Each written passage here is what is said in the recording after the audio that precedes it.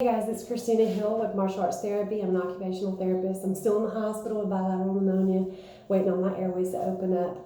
But I wanted to talk to you guys today about the importance of oral care and trying to keep a healthy environment to minimize any additional infection associated with pneumonia, specifically what we call aspiration pneumonia. And so aspiration pneumonia is where you eat and you don't do regular oral care, and food gets, how it stays in between your teeth, especially the back area. And then if you have any crooked teeth like I do, then it's going to stay. Food is more likely to be able to sit in those areas. If it sits there and it rots, then it can create a bacteria. Now, the bacteria can destroy your bone, your gum, and get into the blood vessels that service those cells. And if it gets into your bloodstream, it can cause an infection. And this being so close to your head, that can be a big problem. It can, being in the bloodstream, it can go to any part of your body and cause infections. Poor oral hygiene has been linked to cancer and other preventable diseases. So if your loved one is not cognitively or physically able to access their oral care, then you want to get them into the habit of doing that routine. I work in long-term care a lot, and even in the hospital, and that's one thing that kind of goes to the wayside. It wouldn't normally if they had all of their capacities to do so. And so it's a great way to keep somebody healthy. Now, the other part of that is when that food sits in your gum and it dislodges, and then you inhale it and it goes into your airway, and it's already has grown a bacteria, then that can infect the lungs. And so what I'm trying to do is make sure that I'm brushing my teeth after every meal to keep my oral environment clean so that I get rid of all the food. I'm flossing and I'm using my mouthwash.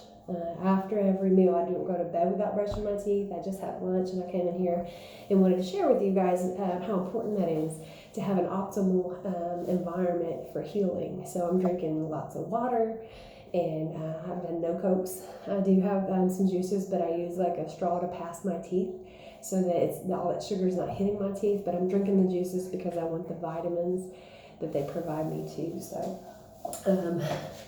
And I could probably be a little more stringent about hitting some mouthwash after I have a sugary drink.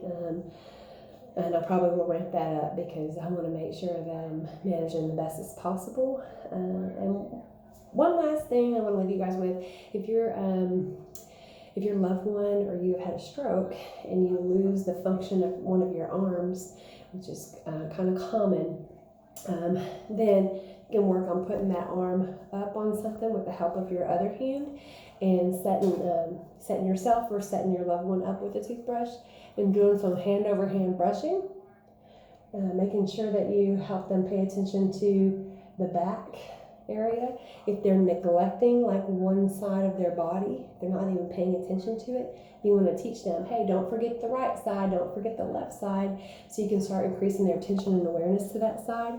And as soon as you see that they're starting to get some return and taking over some of this like by themselves, you're like, hey, they're actually moving it, fade your support out, right?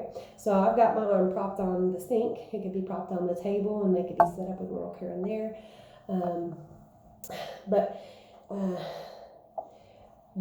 The return typically happens at the shoulder, the elbow, the forearm, the wrist, and then the hand. So you may be supporting them more out here and let them do more shoulder movement. And then you see that they're moving their elbow because their brain is starting to grow new pathways that was lost whenever they had the stroke. And since we have so much extra space that's unused in the brain, and the brain is what we call neuroplastic, then that unused space, through using the extremity, will grow new pathways, and it's best to get that done ASAP. So don't baby your loved one to the point where you're doing all their care dependently unless you want to be feeding them and brushing their teeth for the rest of their life, because I promise you, with a stroke, there is potential for return. So just set them up with those activities and fade your support as soon as possible so that they can take that over. That worked really well with my aunt in acute care, and she's made her full recovery from her stroke. And previously she was flaccid on one side of her body or didn't have good motor return, is what flaccid means. So thank you. Please